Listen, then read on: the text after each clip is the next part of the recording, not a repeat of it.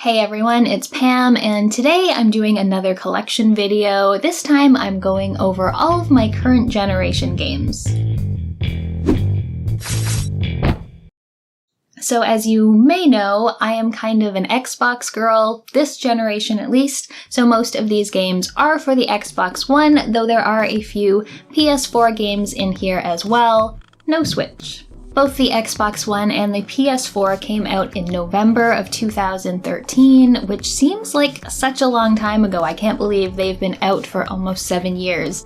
The PS4 came out 1 week earlier on the 15th, and the Xbox One came out the following week on the 22nd.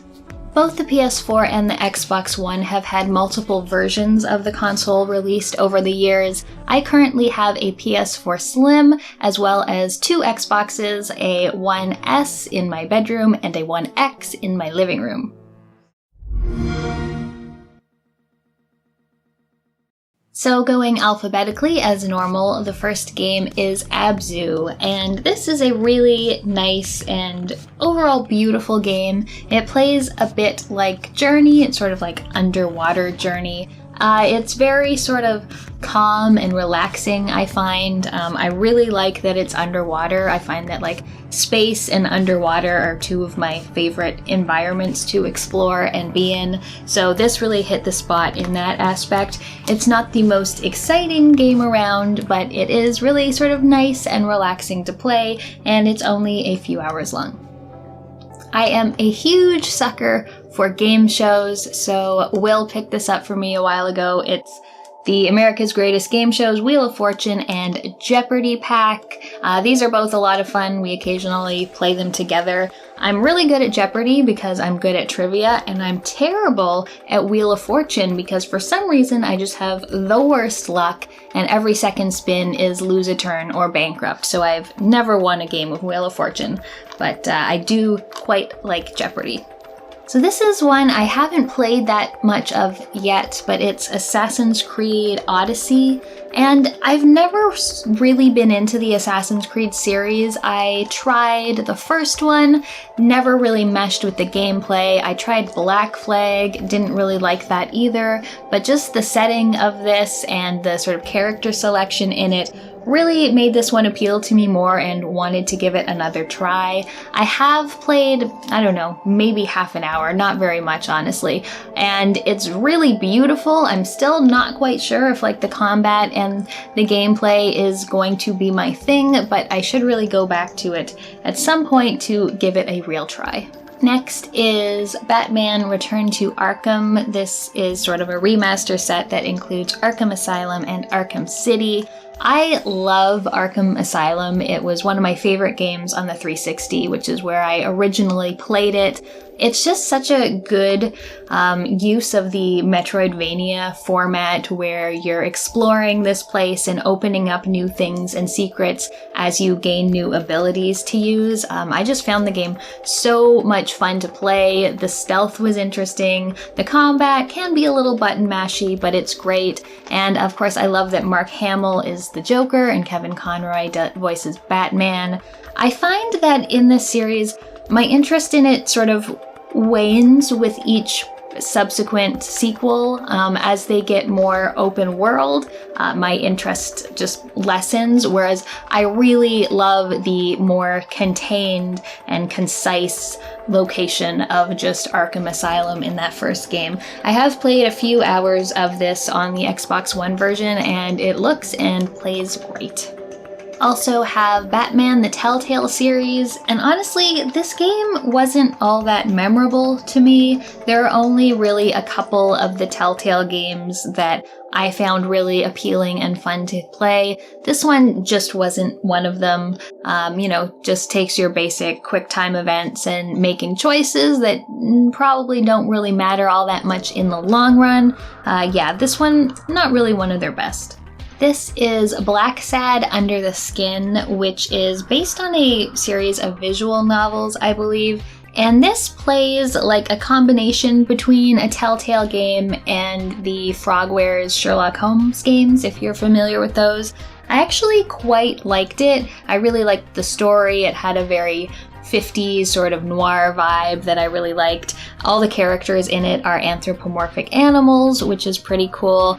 The biggest problem with it was that it just wasn't particularly well optimized. It would often be sort of like chugging a lot, or it would take a long time to load. There was a few bugs that I ran into over the course of it, but for a game that I don't think I've heard many people talk about, I didn't see promoted really anywhere, it was a bit of a surprising one, and I did end up quite enjoying it despite the problems. This is a sort of limited edition version, which comes with a few things. It comes with the sort of holographic cover there, and then of course the game, and then a just little pack of postcards featuring some of the characters from the game. So this is the Book of Unwritten Tales 2, and it's one of those games where I kind of feel like, why did I buy this? I'm pretty sure I bought it because it cost $5 or something, but assuming that there is a Book of Unwritten Tales 1, I have not yet played it, and I'm pretty sure I also have this on PC, which is probably where I would play it given that it's a point-and-click adventure game, so I really haven't put any time into this one at all. This is Borderlands, the Handsome Collection, which includes Borderlands 2 and the pre-sequel. I'm honestly not a huge fan of Borderlands. I really tried to like it. I played the first one a fair bit. I've tried out the second one. Nothing will turn me off a game faster than an overabundance of loot. Anything where just like loot is popping out of enemies just all over the place and you have to sort of sort through it all and sell it or decide if things are upgrade, it just seems like such a time waster to me, and I don't like it at all. It can be a funny game at times, and it can be fun to sort of play online with someone else, not that I do that all that often, but the game is just like, I don't know, it's just all that loot and all the sort of grindy kind of quests just don't really appeal to me. So though I have played probably about 20 hours of the Borderlands series in general, I've never beaten one. This is Brunswick Pro Bowling, and it is not a very fun game at all. I tried it because Will bought it for me for $5 at a thrift store, but yeah, it doesn't look very good, it doesn't play very well, there's nothing to really make it exciting, like, you know, some video games can make kind of dull actual sports more exciting, and yeah, This is Control, which was one of my top 5 games of last year, and this is a really good one if you haven't played it. It has one of the most interesting settings for a game that I've seen in a long time. It takes place in this place called the Bureau of Control, which sort of investigates all these sort of paranormal, multi-dimensional occurrences, and you go there to find your long-lost brother, and you become the director of the bureau, and you get the director's gun, which can sort of like meld and go into different shapes and become different types of guns that you use to fight this enemy called the Hiss as you go. And it's just like really strange and really interesting. There's some great side quests that just like have a guy watching a fridge, because if he takes his eyes off the fridge, it could move and it could hurt him, and it's just really, really cool and interesting. I think some DLC just came out for it, so I do want to go back to it at some point, though I think a little later in the summer there's going to be like an Alan Wake sort of tie-in DLC, because they're both games by Remedy, so I'll probably wait until that comes out, and then I will go back to Control and see what else there is in it. This is the Crash Bandicoot N. Sane Trilogy. I played Crash Bandicoot 2 a ton back on the PS1, and I was really happy that the whole series got remastered for the current generation of consoles. I think it was last summer that it came out, and I played through all of the games. 1 was exceptionally difficult, much more difficult than the sequel, but I managed to get through it. 2 was just full of nostalgia because I had played it so much sort of as a teenager. And then 3, I actually never finished 3. I didn't particularly care for all of the vehicle levels, like there's like a wave rider and a motorcycle, and I didn't love those, and at that point I had already played the first 2, so I felt like I just had enough of Crash, but the first 2 games are still really, really fun and are a good challenge. I particularly like when they switch up the perspective and have you sort of running away from that giant boulder, Indiana Jones style. Those are some of my favorite levels, so yes, the Crash games, at least the first 2, had a lot of fun with. This is Dead Rising 3, and I'm pretty sure that this is the first game I got for the Xbox One. I was a huge fan of the first 2 games in the series, so it was kind of a no-brainer that I would be getting this one. It was a bit of a technical showcase, just showing how many zombies could be on screen at one time, although I do find that the series kind of just kept diluting a bit over time. So 3 was okay. I didn't love the main character, and I didn't love some of the changes they made, but I still generally had a good time with it. But then there is Dead Rising 4, and though this one did go back to the protagonist of Frank West, who's the best protagonist in the series, the game was just, they just changed too much stuff. They really watered it down. There were no more time limits. I don't think there's any psychopaths, or the people that you have to save, they don't really have any personality. It feels very like randomly generated. It doesn't feel like a tightly crafted game to go through. It just feels like, oh, here's some people to save and some stuff to kill, and it just, I don't know, it feels very, very generic. One thing that they did was put a selfie camera in here, which was kind of cool, and you could make some nice selfies with it because Frank is a photojournalist, so he always has his camera with him. But yeah, the gameplay just really wasn't on the same level as the first 2 or even the 3rd game, so that was kind of disappointing. Doom. This was my favorite game of 2016. I actually have a whole review on it, which is one of my favorite reviews I've made if you want to check that out. But this was just so exhilarating and fun and fast, and I just loved everything about it. Even though when they first announced Doom and I saw the trailers, nothing about it really appealed to me. It just looked like violent for violence's sake. But then once I actually got my hands on it, I had so much fun with it. It was just such a nice way of streamlining the typical first-person shooter by just like doing away with cover and regenerating health and just having you just like go in order to stay alive. I just really, really love this game, and if you haven't played it, you should. Since I love Doom 2016 so much, I obviously picked up Doom Eternal, and I'm still making my way through this one. I have had some mixed feelings on it overall. I'm starting to warm up to it more. It is a much more tactical shooter. Like, it's still very fast and very violent, but you really have to plan all the fights whenever you have big fights with tons of demons coming at you, because there's just a lot of abilities that you have to use and a lot of ways to get back health or get armor and get ammo and stuff like that. So it's sort of like a thinking shooter, but it's all happening so fast that sometimes it's hard to think. But yeah, it's fun. The locations are much more interesting than they were in the first game, but they have also sort of scaled back on the streamlining of it.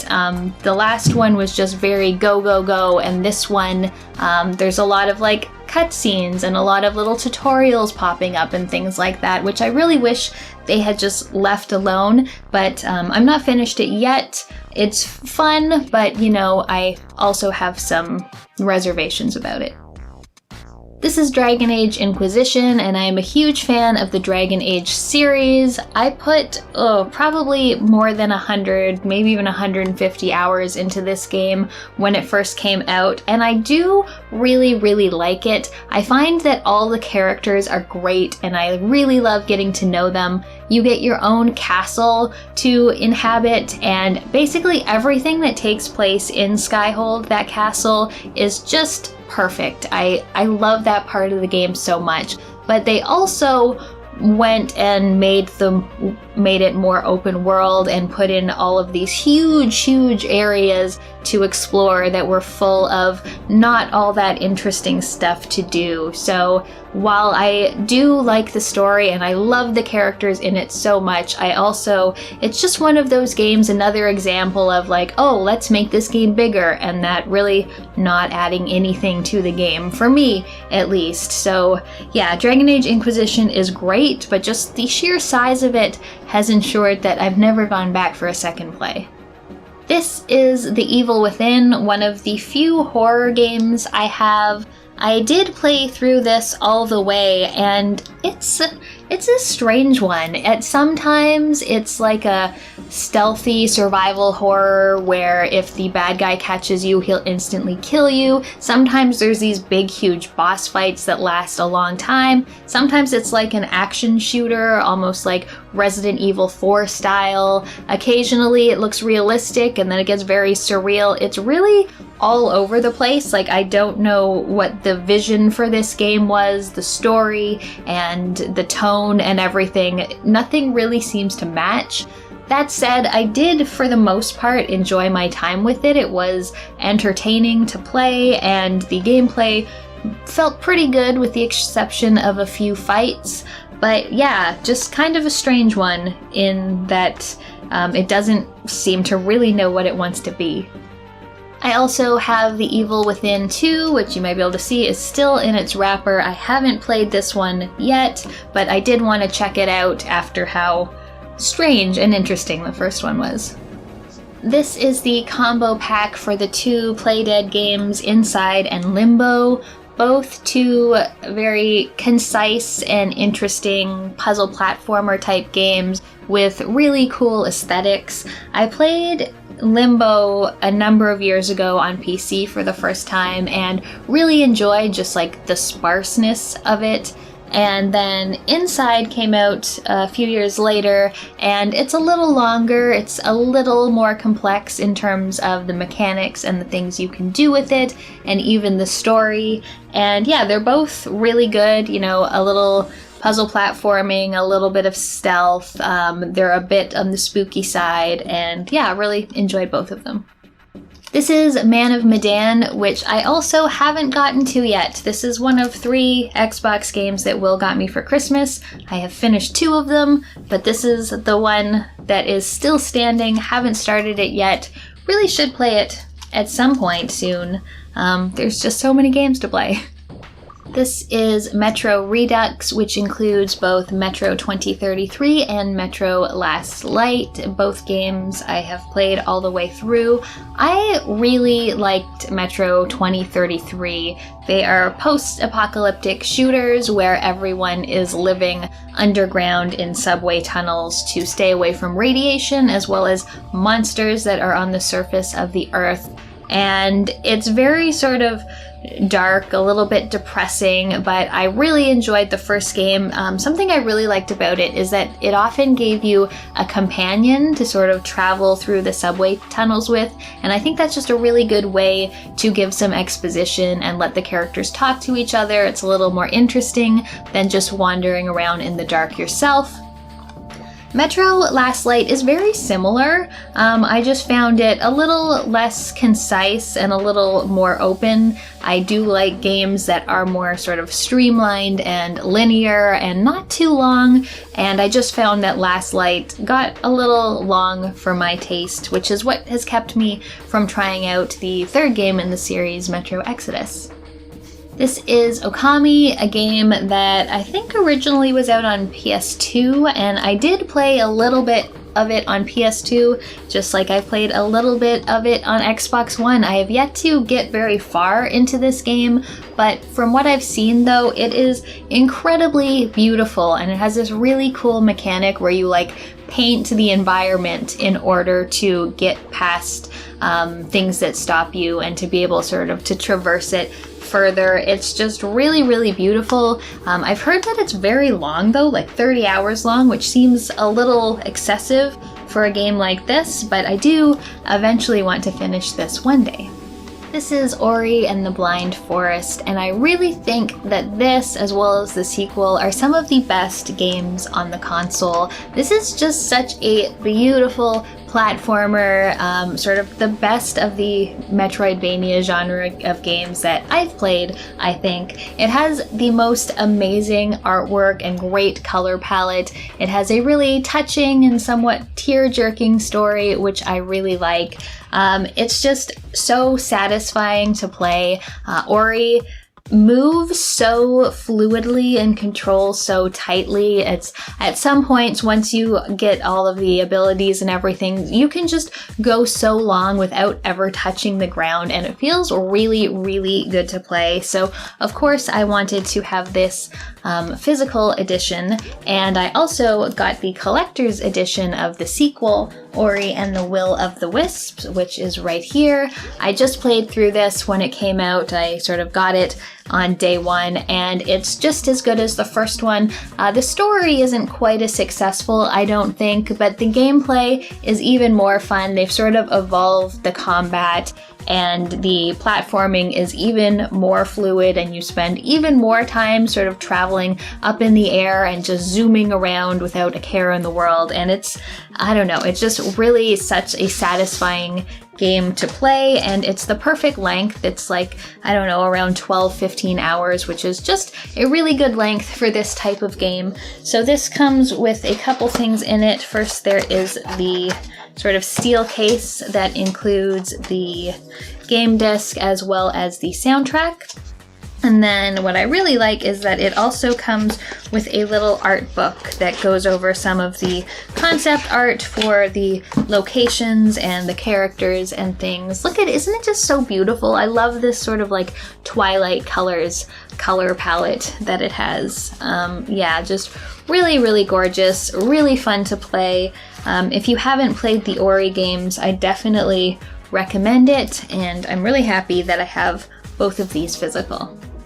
This is the Pillars of the Earth, and I honestly don't know that much about this game. It looks like it's kind of Telltale-ish, sort of like a choose-your-own-adventure type game. It's based on the books by Ken Follett, which I honestly don't know that much about. I worked in a bookstore for 5 years when I was in school, and I remember always seeing these in the fiction aisle, and they were like huge, big tomes, and there were a lot of them, but I don't particularly know what they're about. But one day I'll get to this. This is kind of another one where I was like, why did I buy this? Probably because it was cheap. This is A Plague Tale: Innocence, another one of the games that was in my top 10 from 2019. And this is a really great game. It takes place during both a plague and an inquisition, and you play this young girl who needs to take care of her brother after their parents have been killed. And you have to just go through swarms of rats, figure out how to use light to get around them, or figure out how to distract them with the bodies of the dead or the bodies of guards that are still alive that are trying to catch you. It's really good sort of puzzle solving. There are generally only one way to solve the puzzles. Like, it's fairly a linear game. Like, it's not something where there's a whole lot of, different ways to do things, but it's still very satisfying, I found, and you do meet some other people, so you get other companions throughout the game that you chat with and can use both of your abilities to sort of coordinate and get past the sort of stealthy segments. I really, really enjoyed this one. It looks great, and it's a lot of fun to play. This is Quantum Break, another game by Remedy, and though this copy is sealed, I have actually played through this. I just traded in my first copy and then decided I wanted it back, so I got another one. This is probably my least favorite Remedy game I've played, but I still think it's very interesting. They do some cool things which don't entirely work, but I'm happy that they tried. So this game has quite long FMV movie segments sort of between the chapters of the game that go into the story more, which is an interesting thing to try to do. There's also some cool powers that you get access to regarding sort of like time manipulation and thing. I find Remedy usually has some kind of interesting mechanic for combat, and I did like this one. Even saying it's my least favorite Remedy game, that's still fairly high praise because I just think that Remedy does really, really interesting things.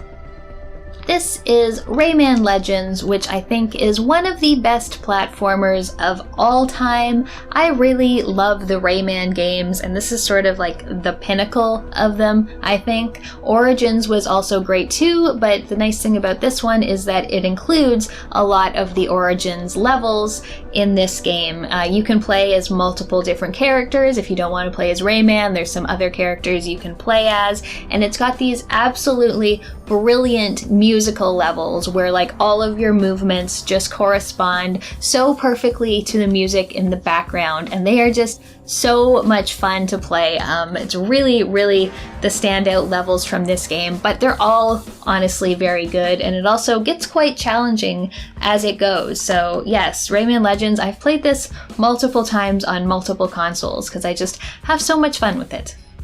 This is Resident Evil 4, which I know is a bit of a controversial one in the Resident Evil series. It sort of represented a switch from the more survival horror to more of like an action game. And honestly, I have never been a big Resident Evil fan. I played the first one on PS1, but that was about it. So this is the one that I really got into most, and I really enjoyed it. I liked how sort of corny and hammy some of the comedy was in it, and I liked that you had a laser sight on your gun. That was really fun. I played this originally on GameCube, and I figured if I ever wanted to replay it, I would be most likely to play it on Xbox, so that's why I picked it up, though I haven't actually played it yet. This is Rise of the Tomb Raider, and holding this up makes me realize that I don't think I have the 2013 Tomb Raider, which is my favorite one of the new series.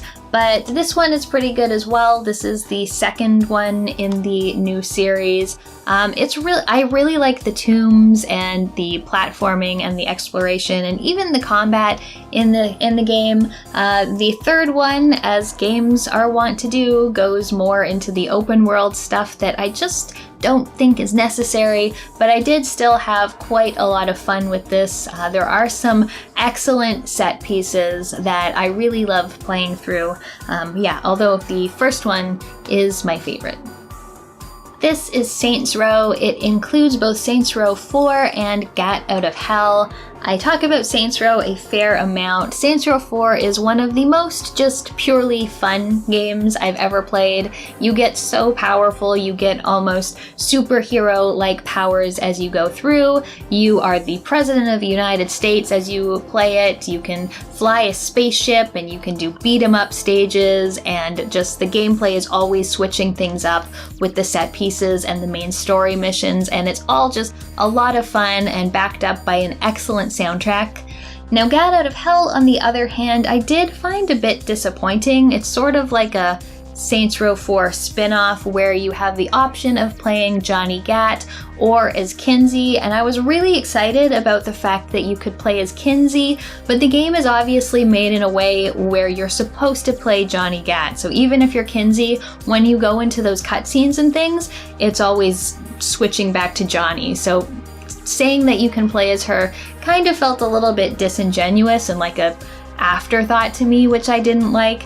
And just the game doesn't have as much of those set pieces and scripted moments as the regular like Saints Row 3 and 4 games have. So Saints Row 4, excellent. I play it every once in a while. Gat Out of Hell, skippable. This is Scream Ride, which is actually a pretty interesting game that I don't really ever hear much about. It's got a few different gameplay elements in it.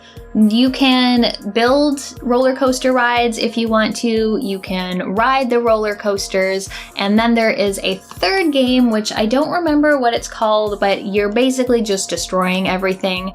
And I personally don't like building things in games, but I do love destroying things. So that third game mode involves basically launching balls at buildings and other structures, and you're just attempting to cause the most destruction possible by knocking down the buildings, and then they fall into other things, and there's these big chain reactions, and it's really, really satisfying to play. So whereas it is the roller coaster part of it that is sort of what this game is sold on, it's that destruction game that's really the most fun.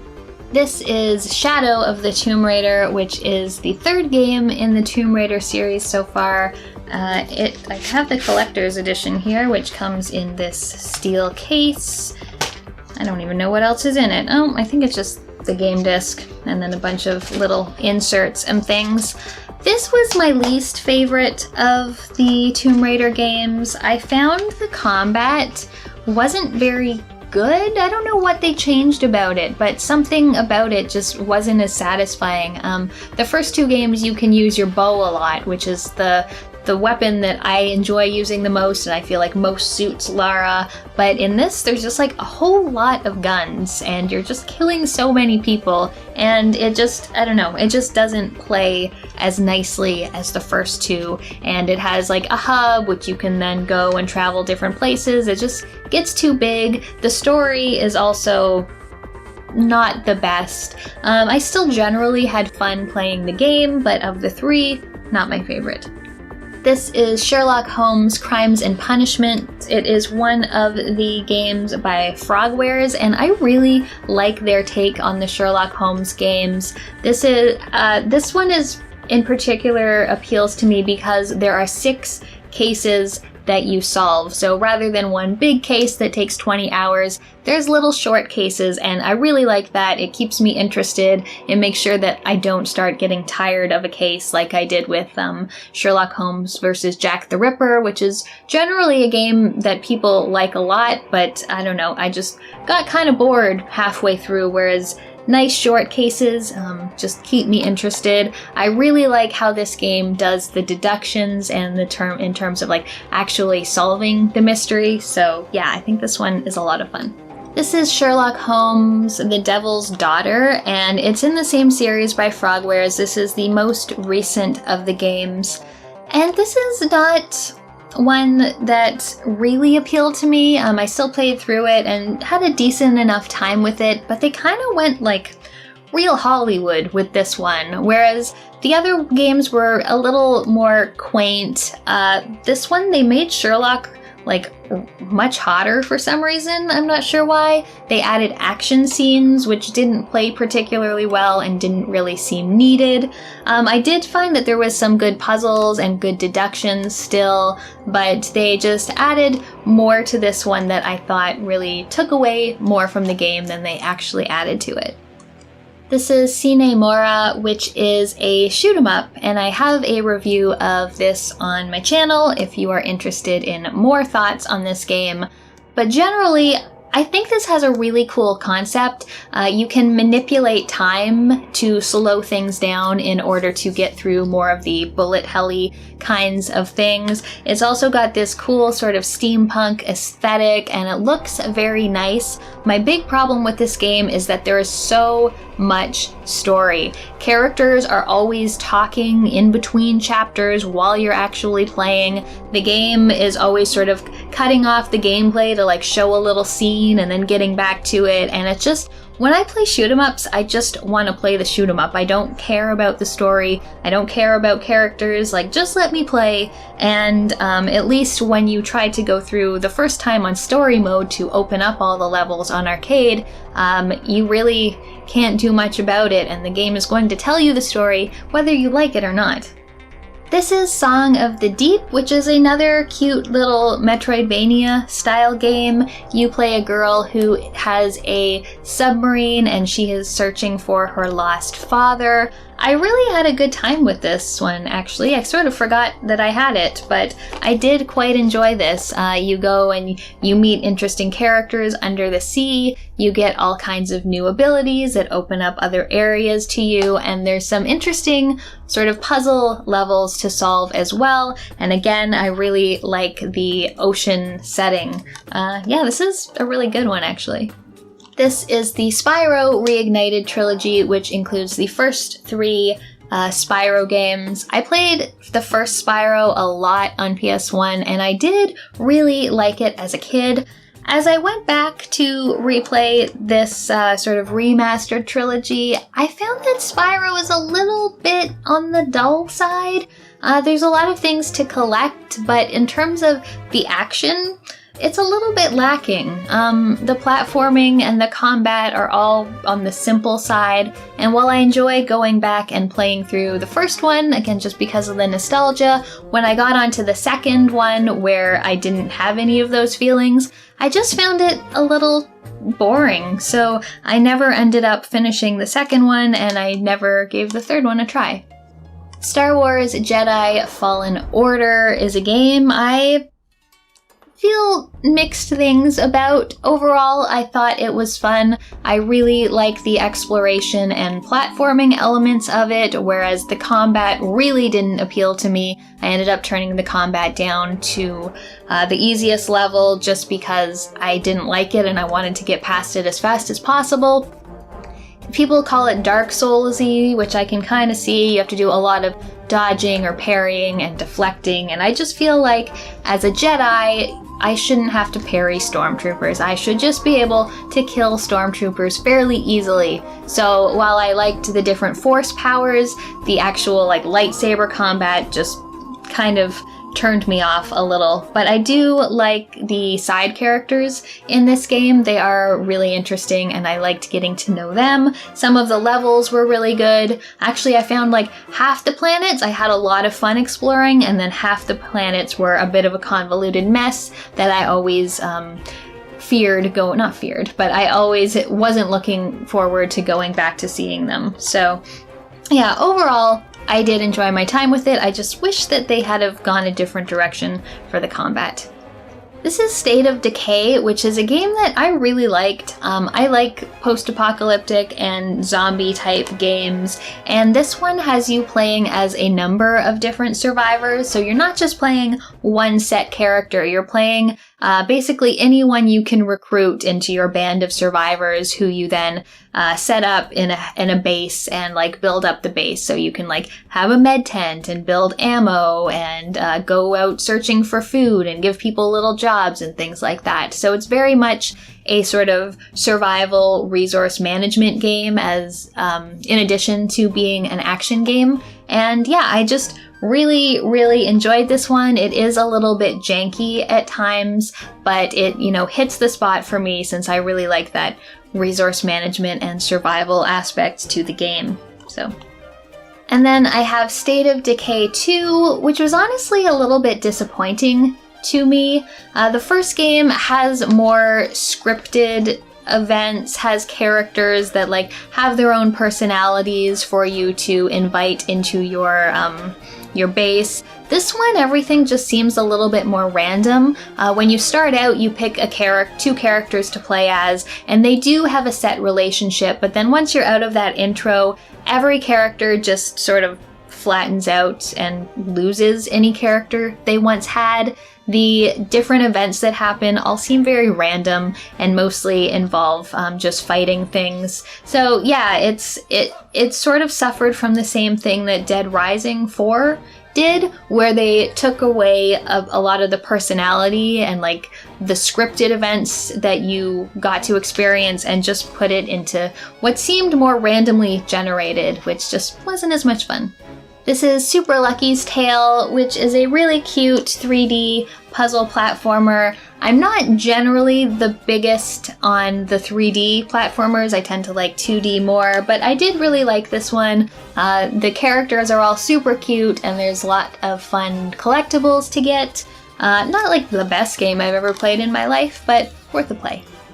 This is Tempest 4000, which Will got me because it is a shoot 'em up, although it is a very strange shoot 'em up. I tried it and it wasn't really doing it for me. It's all these like geometric shapes, and as you go, you're not just like moving on like a horizontal or vertical plane like most shoot 'em ups that I think of.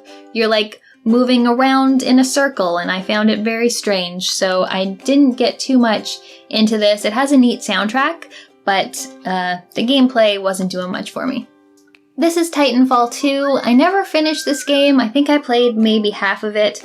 I ended up getting stuck on a level that had a lot of first-person platforming that was just sort of driving me up the wall, and I ended up putting down the game and never playing it again. This is Vampire, a really cool RPG where you play a doctor who has recently been turned into a vampire in the midst of an epidemic, and you sort of have to reconcile with trying to cure people as a doctor with the fact that you need to feed on people to live yourself. I really liked this game. This is a game where I felt like my choices really mattered, and like it was possible to really screw things up for myself, which might not sound appealing to everyone, but I like it when a game will let me shoot myself in the foot. Like, not so that it makes the game uncompletable or anything, but I like making one choice and having a whole other option just closed off to me forever. Like, I don't need to be able to do every single thing. I like having to pick a path and losing something else in the process. And I thought that Vampire did that really well. I also quite enjoyed the combat. That's sort of something that gets criticized more than the rest of the game, but I found a sort of setup that I really liked of like a one-handed weapon and then a stake in another hand, and I almost never fed during combat because I found that really slowed things down, but with that setup I found combat was actually pretty fun, and the characters and the different sort of side quests and getting to know all of the different regions of the city that you are in was really, really good. This is The Witcher 3: The Wild Hunt, which I also have mixed feelings on. I loved the first two Witcher games. I played the first one not too long after it came out. Really, really loved it. It was such a good CRPG. I liked the more streamlined direction the second one came out. The second one had, and then Witcher Wild Hunt just seemed like big. Like, there's some really good writing and some really good quests in it, some characters that I really love, but just like the world was too big, there was too much shit on the map, too many bandit camps and monster nests and like hidden treasures and nonsense that just weighed down every inch of the game for me. But it was, yeah, so I don't love the open world and how big it is, but like some of the writing and quests are really, really good, and I love hearing people talk about The Witcher. I just didn't particularly love playing The Witcher. This one comes with a game manual. Imagine that, a game manual on an 8th generation console game. That's kind of cool. Couple more of my favorite shooters. Wolfenstein: The New Order. I loved the reboot of Wolfenstein. I found this game so much fun to play. It's really got a lot more heart than I was expecting. The story and the characters and everything were all really appealing, and all of the guns feel really good and different to shoot. I actually really love the stealth in this game, which is surprising because I usually get very impatient with stealth, but I found the stealth quite satisfying in Wolfenstein, and I just generally loved this game overall. Of course, I also have Wolfenstein: The New Colossus, which was the sequel, and I didn't like this one quite as much. I still loved the story and the characters and like having your little base and getting to know everyone. It still felt good, like the combat felt good, but I felt like the level design in this one just took a giant step back. Stealth was no longer fun in this game just because of how the levels were made. One of the big things is that you have to go find I forget what they're called, captains or whatever, on each level, and you have to kill them or they'll sound the alarm and bring a bunch of other people in. And I just found their positioning made them almost impossible to get to. Maybe I was just bad, but I could do it without too much problem in this one.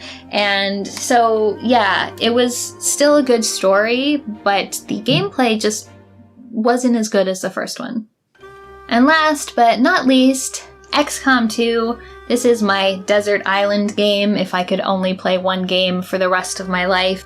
I've probably played this at least 3 or 4 times since it came out. I generally do a playthrough at least every year. Currently, I'm actually went back and played XCOM Enemy Unknown and Enemy Within just for a little bit of a break from XCOM 2.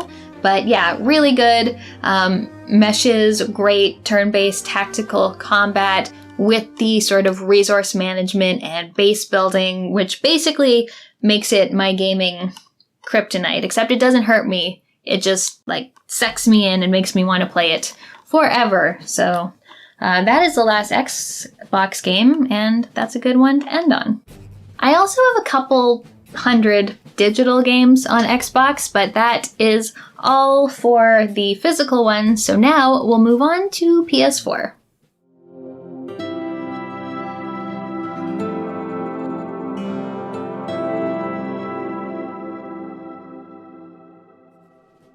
So there are a lot fewer PS4 games. I will generally always play something on Xbox if it is available there, but there are some exclusives and things that I have on this system. So the first is Final Fantasy X and X-2, the remaster. I love Final Fantasy X. I think it's such a beautiful game with a great story, and I love Final Fantasy X-2 even more. I think it is the most fun of all the Final Fantasy games I've played. It has the coolest sort of job system and the most fun combat, and I just love how it's basically a series of tiny missions and mini games, which just like keeps the pace up, and I really love it. So this is the remaster. It looks even more beautiful than it did on PS2.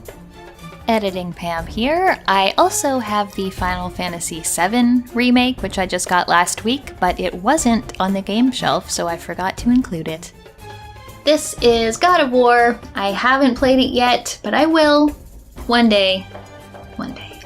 Horizon Zero Dawn is another one that I really enjoyed. I like the main character. I like the sort of setting of nature and machines sort of overtaking everything. And the combat was really fun too, the combination of sort of archery and takedowns and stealth. I really liked it and like all the sort of traversal puzzles and things like that a lot.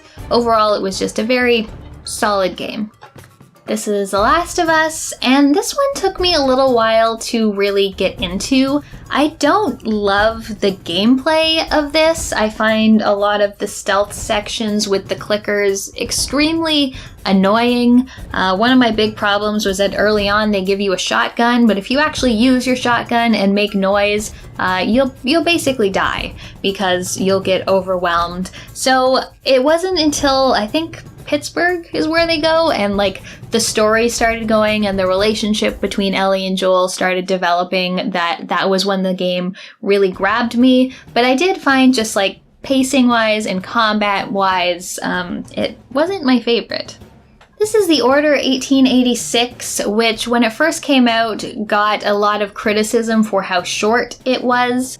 But short game is something that appeals to me greatly. I actually just started playing this a couple weeks ago. I played for maybe an hour or an hour and a half, and I was enjoying it a lot. There's not a ton of interaction, like there's a lot of cutscenes and a lot of just sort of walking while other people talk to you, but then it's intercut with some like action and shooting scenes. I was liking it, it's just that then Ori and Doom and a bunch of other things came out, so it sort of fell off my radar a little bit. This is Shovel Knight, which is a fantastic platformer. I had so much fun when I played this. I love how it sort of takes so much influence from like the Mega Man and the DuckTales and the Marios, but it just really sort of updates it and does things that, you know, look like they could be on NES, but actually the NES couldn't possibly do from a technical perspective. I just found this really cute. I found the gameplay really tight, and yeah, lots of fun and a great soundtrack. And last but certainly not least, this is Until Dawn. I think this is one of the first PS4 games that I bought. I really like this one. It does the teen horror movie really well with some, you know, QTEs and choose your own adventure things and a lot of really good cinematics with recognizable actors. I thought this was a really effective game. You know, it's a little bit on the cheesy side, but that's sort of the point of it. And yeah, I had a lot of fun with this one. I've gone through it multiple times, at times trying to save all the teenagers, at times trying to kill all the teenagers, and it's a lot of fun. This is actually the reason why I wanted Man of Medan, because it's by the same people, and that is it for the PS4 games. So that is all of the current generation physical games that I have. I hope you enjoyed. Leave me a comment to let me know what you think. Is there any games that I'm missing that I should look into adding to the physical collection? Thanks for watching. I'll see you next time. If you've got the time, stick around and check out another of my collection videos, or maybe a review. I also have a Patreon if you want to support my channel. Thanks for watching, and I'll see you next time.